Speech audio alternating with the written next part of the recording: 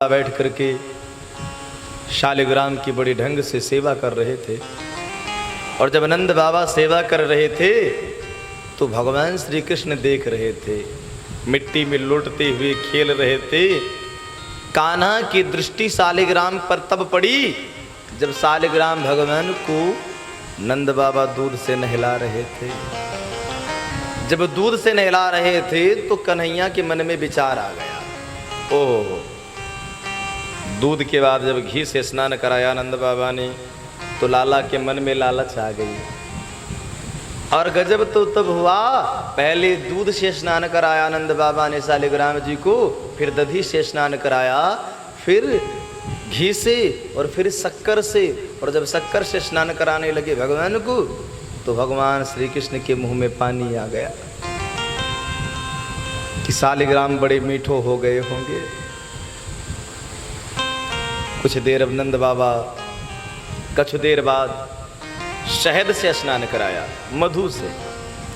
और जब शहद से स्नान कराया तो बिहारी जी के मुंह में एकदम पानी भर गया। अब बिहारी जी ने सोचा भगवान को टेस्ट कैसे करें, शालिग्राम कैसे लगते हैं।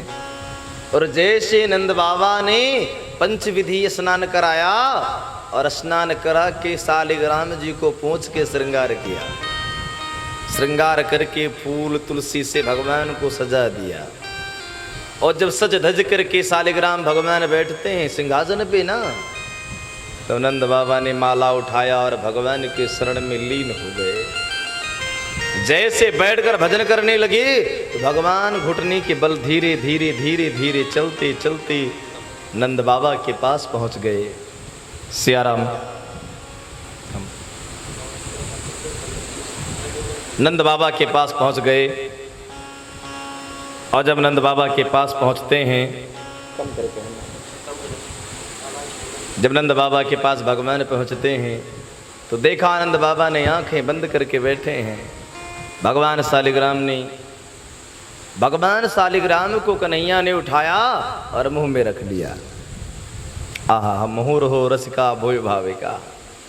और भगवान को रख करके चूसते चूसते चौकी से नीचे उतर गए। और जब नंद बाबा की आंखें खुली तो शालिग्राम नहीं है।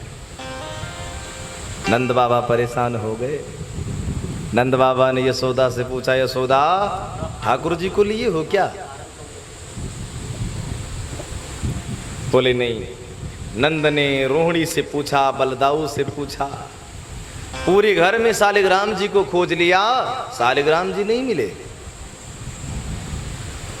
भगवान श्री कृष्ण की तरफ देखा तो भगवान की एक तरफ का मुख जो है निकला हुआ है। नंद बाबा ने कहा, लाला तूने शालिग्राम को लिया? बोले नहीं लिया। तुमने देखा? भगवान ने कहा नहीं देखा। बोले लाला ये क्या हो गया है, गाल क्यों निकले हैं, कपोल क्यों निकले हैं? लाला ने इशारा किया, बाबा कछु कीड़ा ने काट लिया है सो ये हो गया है। और जैसे नंद बाबा ने लाला के दाहिने गाल को दबाया तो शालिग्राम खिसक कर बाएं गाल में निकल आए। बाबा ने पूछा, लाला अब क्या हुआ? बोले वो दर्द इधर का इधर आ गया है। बाबा ने कहा, लाला मुख खोलो। अब जब मुख खोलते हैं तो श्री शालिग्राम जी बिहारी जी के मुख में बैठे हैं। लेकिन अब अच्छी कथा की तरफ चलते हैं।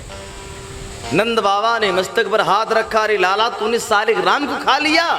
और जैसे मुख में उंगली डाल के शालिग्राम को निकालने लगे तो जैसे नंद बाबा बाहर खींचते हैं शालिग्राम छटक कर भगवान के मुंह में चले जाते हैं। अच्छा, छटक कर मुंह में जाने का दो कारण है।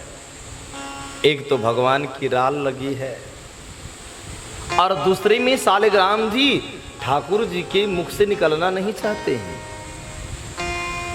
शालिग्राम गदगद हो गए। बोले जीवन तो अब धन्य हुआ। कभी मैं पत्थर था, जब मैं तरासा गया तो मुझे विश्वास हुआ कि मैं भगवान बनूंगा, लेकिन भगवान बनने से पहले भगवान के मुख में आ गया, ये मैंने कभी सोचा नहीं था। भगवान के मुख से शालिग्राम निकलना नहीं चाहते हैं। नंद बाबा ने शालिग्राम जी को लिया और धोया और भगवान से कहते हैं, लाला ये जय जय हैं, ये ठाकुर जी हैं, इनकी सेवा किया करो।